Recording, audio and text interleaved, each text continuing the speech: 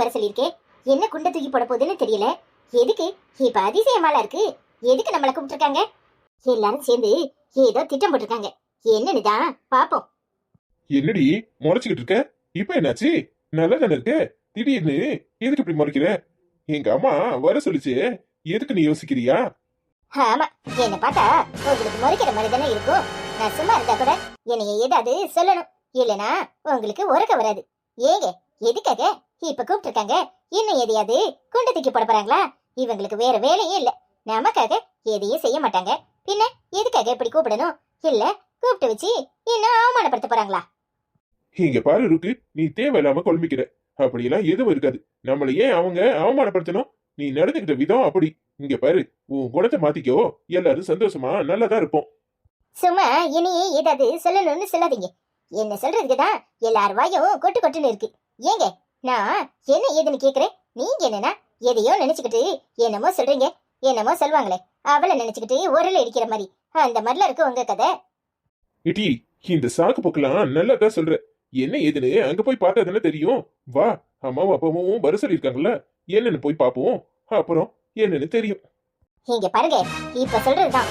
என்ன கூப்பிட்டு வச்சு எல்லாரும் முன்னாடியும் அவமானப்படுத்தணும்னு உங்க அம்மா நினைச்சாங்க, அப்புறம் நான் மனுஷியாவே இருக்க மாட்டேன். ஆமா தாயே, இப்ப மட்டும் என்ன மனுஷியாவா இருக்கிற?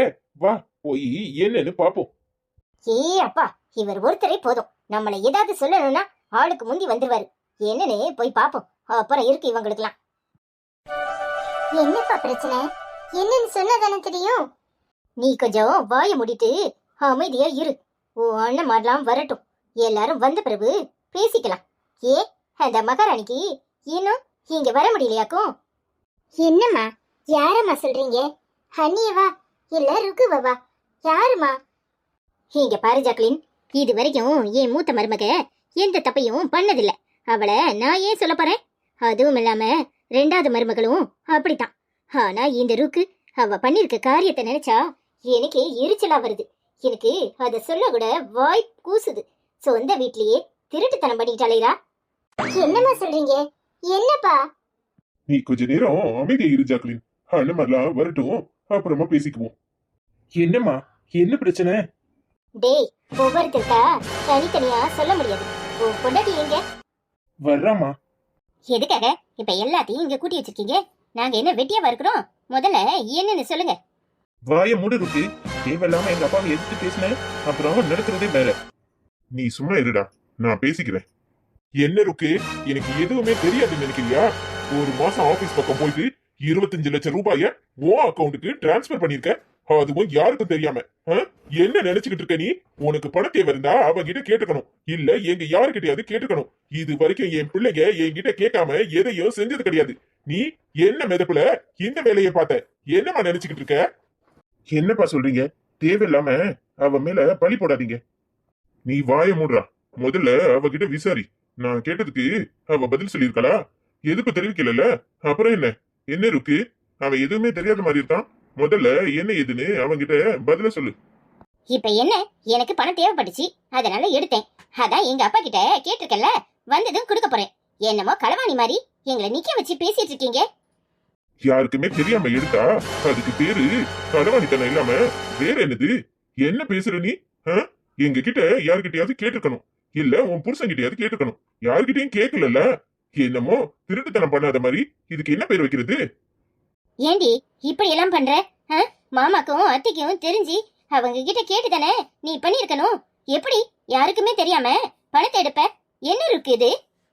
நீ பேசாத, எல்லாத்துக்கும் காரணம் நீதான். நீ நல்லவளா காட்டிக்கிறதுக்கு என் மேல பழி போடுறியா? உன்னாலதான் எல்லா பிரச்சனையும்.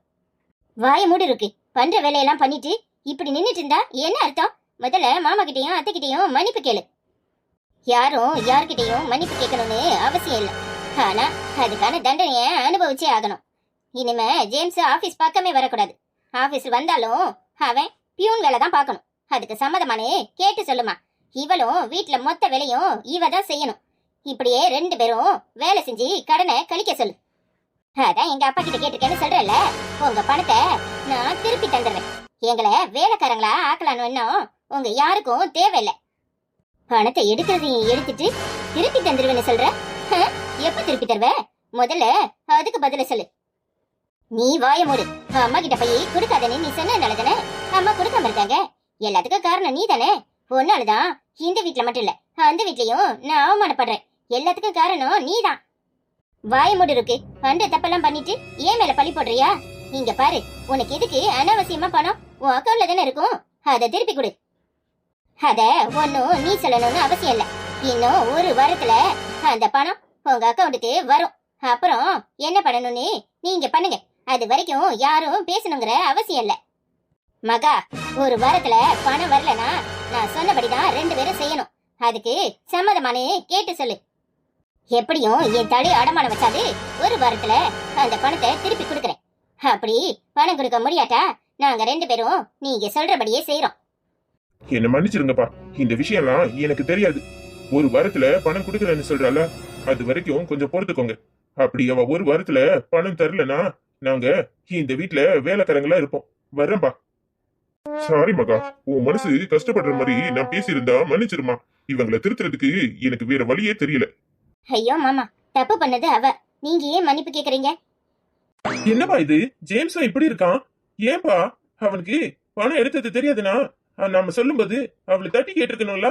என்னப்பா அமைதியா போறான்? விட்டுடா, அவ மாசமா வேற இருக்கா. அதனால ஒருவேளை அவன் அமைதியா இருந்திருப்பான். என்ன பேசுறன்னு தெரியாம இருந்திருப்பானா இருக்கும். விடுங்க, அதான் ஒரு வாரத்துல பணத்தை கொடுக்கறேன்னு சொல்லியிருக்கல, கொடுக்கட்டும். இந்த பணம் ஒன்னும் நமக்கு தேவையில்லை. ஆனா அவ பண்ணது தப்பு, அத அவ உணரணும். என்னங்க இந்த பொண்ணு இப்படி இருக்கா? மாறவே மாட்டாளா? எதுக்காக இப்படி எல்லாம் நடந்துக்கிறா? இது எஸ்தர், அவ குணம் தெரிஞ்சது தானே. மகா ஒரு மாதிரி, இவ ஒரு மாதிரி.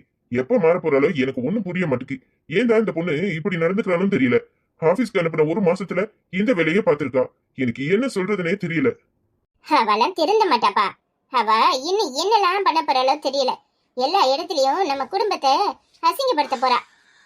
ஆமாப்பா, எனக்கே ஆச்சரியமா இருக்கு. ஒரு செக்ல கையெழுத்து வாங்கினா கூட நீங்க வர வரைக்கும் நான் உட்கார்ந்துருப்பேன். ஆனா இந்த பொண்ணு ஏன் இப்படி பண்றன்னு புரியவே இல்லப்பா. சரிடா, விடுங்க. பேசிட்டே இருந்தா மகாக்கு தான் சங்கடமா இருக்கும். அத பத்தி பேச வேண்டாம். எல்லாரும் ரூமுக்கு போங்க. சாரி மகா, மனசுல எதையும் வச்சுக்காதம்மா. என்ன பண்றதுனே தெரியல. பின்ன சொல்லித்தானே ஆகணும். பரவாயில்லத்த, எப்படினாலும் அவ பண்ணது தப்பு. அத அவ உணரணும். வேற என்ன பண்றது? எல்லாரும் முன்னாடியும் சொன்னாலாது திருந்துவாளான்னு நீங்க நினைச்சிருப்பீங்க. ஆனா அவ என்ன பண்ண போறான்னு எனக்கு ஒண்ணும் புரியலத்த.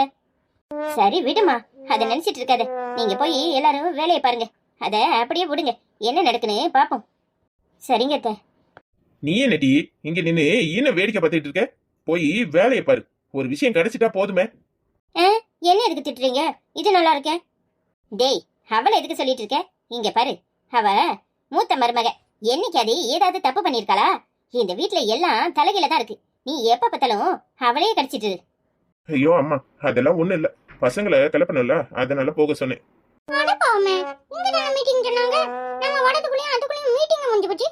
இல்ல இன்னும் மட்டும் அடம்பு பாவலா தெரியலையா? ஏதோ பஞ்சாயத்து போல. சரி, வெயிட் பண்ணி பாப்போம். எல்லாரும் வரட்டும். இவ்வளோ அண்ணே, இவ்வளோ என்னடி பாப்பா, நீயும் மீட்டிங் தான் வந்தியா? சொல்லு எடி, எது கொண்ட? உன் மண்டை மீட்டிங் எல்லாம் முடிஞ்சு போச்சு. அம்மா எப்பமோ மேல வந்துட்டு நீ என்னன்னா இங்க வந்து கத்து கிடக்குற? என்னடி பாப்பா, என்ன சொல்ற? அதுக்குள்ள முடிஞ்சு போச்சா? என்னடி இந்த ஜாக்சன் வரதுக்குள்ளேயும் எல்லாரும் மீட்டிங் முடிச்சிட்டாங்களா? என்ன மீட்டிங்னு கேட்டியா அம்மாட்ட? அதெல்லாம் நான் கேட்கல. கேட்டாலும் உங்களுக்கெல்லாம் தேவையான அம்மா யாசும். அதான் ஒன்றும் கேட்கல தெரியுமா? சரி வா, அம்மா டிஃபன் சாப்பிட்றதுக்கு கூப்பிட்டு இருக்கு. நீ என்னன்னா இங்க நின்று வேடிக்கை பார்த்துட்டு இருக்க? புரிட்டி, நான் போய் ஜான்சிட்ட வரும்ல என்ன பஞ்சாயத்துன்னு காட்டு வரேன். அப்பதான் தூக்கமே வரும். சரி, ஊர் குசுமை கேட்கலனா ஐயாக்கு தூக்கம் வராதோ. ஒழுங்கா போய் படிக்கிற வேலையை பாடு. எப்போ பாடு, என்ன நடக்கு யாது நடக்குன்னு நல்லா காடை விடிச்சு காக்கூடாது. சரி, சொடியோட போடாம பிடிச்சவளாதான் இருப்பா போல. எல்லாரும் மேல இருக்கிற அக்கறையில என்ன பஞ்சாயத்துன்னு காட்டேன். அதுக்கு இனி இப்படி ஏசிட்டு போடா. என்ன ஜாக்சன் தம்பி, இங்க என்ன பண்ணிட்டு இருக்கீங்க? அதெல்லாம் ஒண்ணும் இல்ல புனிதா ஆண்டி, ஏதோ மீட்டிங்னு சொன்னாங்க. சரி நம்மளும் கலந்துக்குவோமேன்னு வந்தேன். பார்த்தா மீட்டிங் முடிஞ்சு போச்சான். அதான் அப்படியே நின்றுட்டு இருக்கேன். சரி என்ன பண்றதுன்னு யோசிச்சுட்டு இருக்கேன். அப்படியா? ஆமா, இங்க என்ன மீட்டிங்னு உங்களுக்கு தெரியுமா? யாராவது தப்பு பண்ணாதானே ஆச்சி கூப்பிட்டு வச்சு சட்டம் போட்டுட்டு இருப்பாங்க. இப்போ யாரு தப்பு பண்ணா சொல்லுங்க. அதெல்லாம் ஒண்ணும் இல்ல, கம்பெனில புதுசா ஏதோ வாங்க போறாங்களாம். அதுக்காக எல்லாரும் பேசிட்டு இருந்தாங்க. அப்படியா? அச்சச்சோ, என்கிட்ட சொல்லவே இல்லையே. சரி சரி, நான் அம்மா கிட்ட போய் கேட்டுக்கிறேன். சரியா பண்ணிதாண்டி? சரிம்மா. ச்சே, கடைசியில இந்த மகா முன்னாடி எல்லாரும் என்ன அவமானப்படுத்திட்டாங்களே. என்ன சொல்றதுனே தெரியல. ஆஃப்டர் ஆல் ஒரு 25 லட்சம் ரூபாய்க்கு பிச்சைக்காரங்க என்ன வரத்து வர்றாங்க. முதல்ல அந்த பணத்தை தூக்கி அந்த ஆளு மூஞ்சில எறியணும். என்னடி சொன்ன? என்ன சொன்ன? 25 லட்சம் ரூபாய் பிச்சை காசா? பிச்சை காசுன்னு தெரிஞ்சா நீ எதுக்கு ஆபீஸ்ல உள்ள பணத்தை எடுக்கல? வாய மூடு. நீ ஏன் பக்கமா இல்ல உங்க அப்பா பக்கமா? உன்னை கிளம்புன்னு சொன்னேன். எங்க அப்பா கிட்ட போய் பணத்தை கேட்டு வாங்கி தரேன். ஒழுங்கு மரியாதையா என் கூட வா. ஓ அப்பங்கிட்ட போய் நான் பிச்சை எடுக்கணுமா? நீ பண்ண தப்புக்கு நீ போய் பிச்சை எடு. உனக்காக தான் இந்த வீட்டுல எல்லாரும் என்னையும் வேலைக்காரனா வேலை செய்யணும்னு சொல்றாங்க. எல்லாத்துக்கும் காரணம் நீ தானே. நல்லா தின்னுட்டு இங்க வீட்டுல இருக்கிறத விட்டுட்டு தேவையில்லாத வேலையெல்லாம் பார்த்து வச்சிருக்க. எல்லாரும் முன்னாடியும் எதுவும் பேசக்கூடாது, உன்னை விட்டு கொடுக்க கூடாதுன்னு அமைதியா வந்துட்டேன். இப்ப மொத்தத்துக்கும் என்ன அவமானப்படுத்திட்டுல சந்தோஷம் தானே? இங்க பாரு, இந்த வீட்ல எனக்கு எந்த மரியாதையும் கொடுக்க மாட்டேங்கிறாங்க. அது உனக்கே நல்லா தெரியும். முதல்ல சாவி என்கிட்ட தான் இருந்துச்சு. அத புடுங்கி உங்க அண்ணி கிட்ட கொடுத்தாங்க. எல்லா வேலையும் இப்படித்தான் நடக்குது. நீ புரிஞ்சும் புரியாத மாதிரி தான் இருக்க. என்ன என்னைக்கு அது புரிஞ்சிருக்கியா? இந்த வீட்ல யாருமே மதிக்கல. நான் என்ன பணத்தை என் சொந்த தேவைக்காக எடுத்தேன்னு நினைக்கிறியா? நீ நல்லா இருக்கணும், நீ புதுசா ஒரு பிசினஸ் ஆரம்பிக்கணும்னு தான் எடுத்தேன். ஆனா அந்த பணம் தேவையில்லாம நமக்கு எல்லா விஷயத்திலயும் செலவானுச்சு. அன்னைக்கு கூட உன் அப்பா கிட்ட காசு கேட்க முடியாம தவிச்சுக்கிட்டு இருந்தியே. அன்னைக்கு கொடுத்தது அந்த காசுதான். நான் என்ன எல்லாத்தையும் எனக்காக செலவழிச்சேன்னு நினைக்கிறியா? இங்க பாரு, அன்னைக்கு நாம 2 பேரும் காஷ்மீர் போனோமே, எந்த காசை வச்சு? அந்த காசுதான். நீ என்ன என் அப்பா வீட்ல இருந்து வாங்கிட்டு வந்தேன்னு நினைச்சியா? இங்க பாரு, நானும் நீனும் சந்தோஷமா தானே இருந்தோம். இல்லன்னு சொல்ல முடியுமா உன்னால? இல்லல்ல. ஒவ்வொரு தேவைக்கும் உன் அப்பா கிட்ட போய் கெஞ்சி வாங்கிட்டு வர சொல்றியா? நான் அப்புறமா கொடுத்துக்கலாம், சரி போட்டுக்கலாம், இது சும்மா இருக்கிற காசு தானேன்னு எடுத்தேன். அதுக்கு என்ன செய்யறது? தப்பு ஏன் மேலனா என்ன மன்னிச்சிரு. இந்த நிலையிலயும் என்ன அவமானப்படுத்தாத. நீயும் என்ன அவமானப்படுத்தினா நான் எங்க போவேன்? புரிஞ்சுக்கோடி, நீ சொல்றதுல சரிதான். ஆனா கம்பெனி காசு எப்பவுமே நாங்க எந்த தேவைக்கும் எடுத்ததே கிடையாது. எதுனாலும் அப்பா கிட்ட தான் கேட்டிருக்கோம். அவரு நாங்க என்ன நினைக்கிறோமோ, எங்களுக்கு என்ன தேவை இருக்கோ கேக்குறதுக்கு முன்னாடியே செஞ்சிருக்காரு. எனக்கு தெரியாது ஜேம்ஸ், நான் சொல்றத சொல்லிட்டேன். இந்த ஒரு தடவையும் எங்க அம்மாட்டையும் அப்பாட்டையும் நான் கேட்கறதுக்காக என் கூட நீ வந்தா போதும். தயவு செஞ்சு அதை மட்டுமாவது பண்ணு. இப்ப பழசெல்லாம் பேசி பிரயோஜனம் கிடையாது. இந்த காசை எப்படியாவது புரட்டி முதல்ல அவங்க கிட்ட கொடுத்தாகணும். இல்ல இந்த வீட்ல நாம தலை நிமிர்ந்து நிக்கவே முடியாது. எல்லாத்துக்கும் காரணம் அந்த மகாதான். அவளை எப்படி பார்க்கணுமோ நான் அப்படி பாத்துக்கிறேன். வாய மூடி இருக்கு. நீ பண்ண தப்புக்கு அண்ணியே குறை சொல்லிட்டே இருக்க. இங்க பாரு, அன்னைக்கு இதுக்கோ எந்த சம்பந்தமும் இல்ல. நீ பணத்தை எடுத்தது தப்பு. முதல்ல அதை எப்படி கொடுக்கறதுன்னு பாரு. இப்ப மாமா கிட்ட போய் என்ன கையேந்த சொல்றியா? நீ என்ன சொன்னாலும் சரி, என்னால வர முடியாது.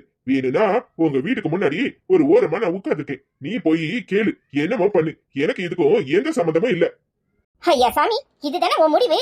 நீ ஒன்னும் வரவே வேண்டாம். என்ன பண்ணணுமோ நான் பண்ணிக்கிறேன். நீ உன் வேலையை பாரு. ரூமுக்கு முன்னாடி வந்து உட்காருவானம்ல. நீ ஒண்ணு வீட்டு வாசல்ல வந்து நாய் மாதிரி காத்திருக்க வேண்டாம். நானே பாத்துக்கிறேன். என்னமோ பண்ணு, எனக்கு இதுக்கும் எந்த சம்பந்தம் இல்ல. என்னால அங்கேயே வந்து அவமானப்பட முடியாது. இங்க பாரு, எடுத்த காசை திருப்பி கொடுக்கற வழிய பாரு.